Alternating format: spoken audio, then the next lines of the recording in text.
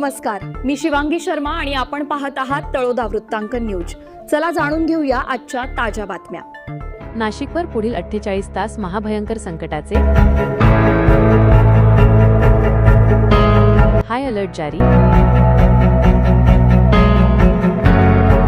300 मिमीपेक्षा अधिक पावसाचा अंदाज। भगवान आचारी यांच्यासह तळोदा वृत्तांकन न्यूज नेटवर्क नाशिक।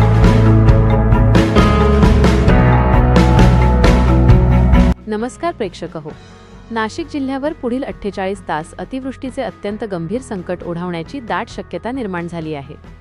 हवामान विभागाने 7 जुलै ते 8 जुलै 2026 या कालावधीत संपूर्ण जिल्ह्यासाठी हाय अलर्ट जारी केला असून काही अतिसंवेदनशील भागांत 300 मिमीपेक्षा अधिक विक्रमी पाऊस कोसळण्याचा इशारा दिला आहे। नाशिक परिसरात अचानक सक्रिय झालेल्या तीव्र कमी दाबाच्या पट्ट्यामुळे हा धोका निर्माण झाला असून संपूर्ण जिल्हा प्रशासनाला हाय अलर्टवर ठेवण्यात आले आहे। या मुसळधार ते अतिमुसळधार पावसामुळे जिल्ह्यातील नद्या, नाले दुथडी भरून वाहणार असून सखल भागांमध्ये पूर परिस्थिती निर्माण होऊ शकते। तसेच घाट रस्ते आणि डोंगराळ भागांमध्ये मोठ्या प्रमाणावर भूस्खलन होण्याचा धोका निर्माण झाला आहे।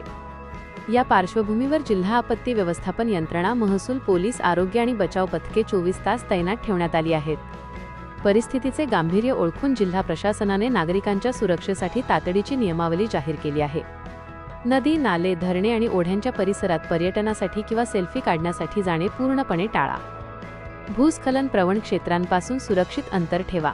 घाटांमधून प्रवास करणे धोक्याचे ठरू शकते। अत्यंत आवश्यक किंवा आपत्कालीन काम असल्याशिवाय घराबाहेर पडू नका। सोशल मीडियावर येणाऱ्या कोणत्याही अफवांवर विश्वास ठेवू नका।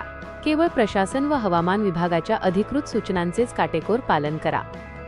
जिल्हा प्रशासनाने सर्व संबंधित विभागांना सज्ज राहण्याचे आदेश दिले आहेत। नागरिकांनी घाबरून न जाता अधिकृत सूचना ऐकाव्यात आणि कोणत्याही आपत्कालीन परिस्थितीत स्थानिक प्रशासनाशी त्वरित संपर्क साधावा असे आवाहन करण्यात आले आहे।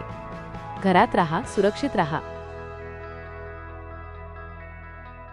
तालुका मध्ये राहणार आहे आणि या जो एपिसेंटर आहे ते त्र्यंबकेश्वर, इगतपुरी, नाशिक या 3 तालुक्याच्या क्षेत्रामध्ये राहणार आहे। परंतु मोठ्या प्रमाणात पाऊस पडण्याची शक्यता त्याच्याशिवाय आपले नाशिक तालुका, पेठ तालुका, दिंडोरी तालुका आणि जो पूर्ण आपला पश्चिम पट्टा आहे त्याच्यामध्ये कळवण, त्याच्यासोबत सटाणा, बागलाण या सर्व तालुक्यामध्ये पण पाऊस मोठ्या प्रमाणात पडणार आहे।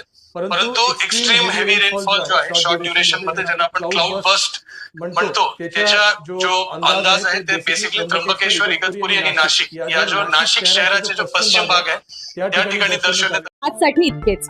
अशाच ताज्या आणि महत्त्वाच्या बातम्या पाहण्यासाठी आमच्या चॅनलला सबस्क्राइब करा। धन्यवाद।